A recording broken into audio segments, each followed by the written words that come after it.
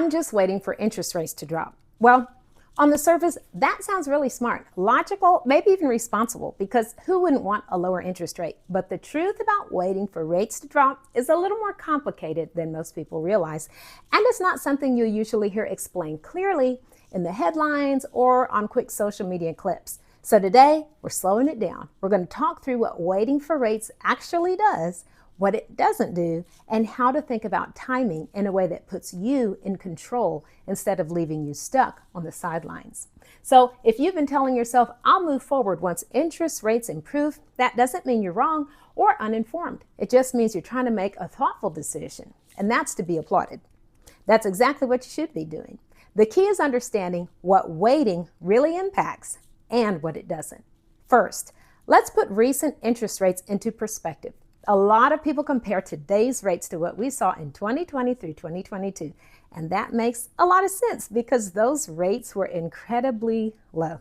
Now, let's just take a minute and acknowledge how awesome a 2% mortgage interest rate actually is. Yes. Just breathe it in. Let's do it together. No one's denying the awesomeness of that reality. It's a dream come true for any buyer, right? But they weren't just low for the moment. They were historically low. That period was an outlier. It was not the norm.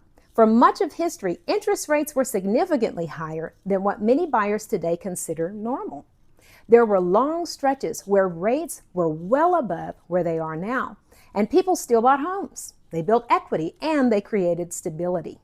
So when we compare today only to the lowest rates that we've ever seen back in 2020, 22, it can make waiting feel like the responsible move, even when the full picture suggests something else. So here's where waiting can quietly work against people. When rates drop, demand usually increases. More buyers re-enter the market, just like you. Everybody has the same strategy, right? Competition increases and multiple offer situations become more and more common. When demand rises, prices often follow. So while a lower rate sounds great, the overall cost of buying doesn't always decrease the way people expect.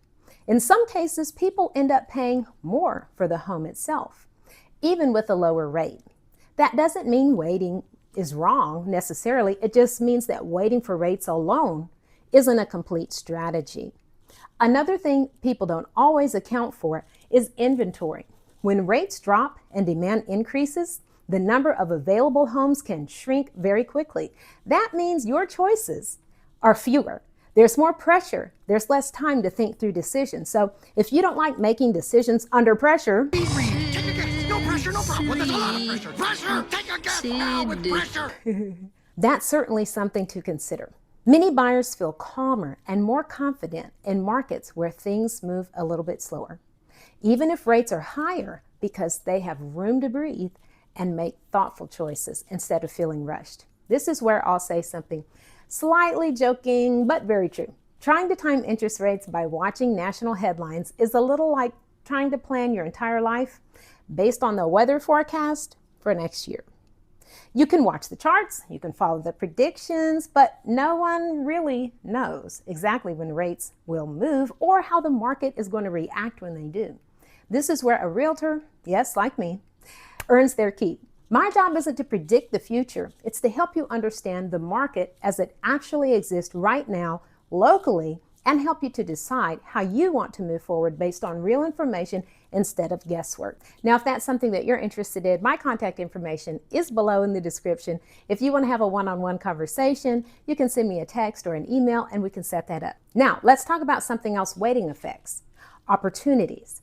When people sit on the sidelines waiting for rates to drop, they're simply not factoring in what they're giving up during that time. Let's say you've waited 2, 3, maybe even 5 years. You've potentially given up that many years of equity growth, stability, lifestyle benefits, could have been enjoying your home that whole time, and predictability, which is another major benefit of owning your home. Again, that doesn't mean everyone should rush to buy. It just means that waiting has a cost, even if it's not obvious at first. And for buyers who are financially ready and planning to stay put for a while, that opportunity cost can matter. And if you're watching this because you're considering a move to the Shreveport-Bossier area, and you'd like to get an idea of what the area is like before you even get here, some of the things it has to offer, well, as a realtor, I've made a relocation guide, and you can click on the link in the description below to download it for free if you think that would help you out. Now, another part of the conversation that gets overlooked is strategy. Waiting doesn't have to mean doing nothing. Smart buyers use waiting periods to position themselves. That might mean improving your credit, building reserves, clarifying priorities, researching neighborhoods, or just understanding what payment range actually feels comfortable for you. When rates move, whether up or down, positioned buyers have options. Unprepared buyers feel rushed. So the goal isn't to predict the market. The goal is to be ready and well positioned regardless of what the market is doing. That's living proactively instead of responsively. There's also the reality that interest rates aren't permanent. Many buyers who purchased when rates were higher in the past, they later refinance later when conditions change. That option may or may not make sense in the future. There's no guarantees, but it is all part of why focusing only on today's rate can be limiting. A home purchase isn't a single moment decision. It's a long-term one. When someone says, "I'm waiting for rates to drop," a more helpful follow-up question might be, what would need to be true in my life and my finances for buying to feel comfortable right now? Because that question shifts the focus from trying to predict to preparing, and preparing gives you control. Waiting for rates to drop is not wrong, but waiting without a plan often just leads to frustration, missed opportunities, and feeling stuck. The buyers who feel the most confident aren't the ones who timed rates perfectly. They're the ones who understood their market, they knew their numbers, and they moved forward when buying supported their life. So if you're trying to decide whether to wait or move forward, the real question isn't, what will rates do? It's, am I positioned to make a decision that feels right for me, regardless of short-term market noise?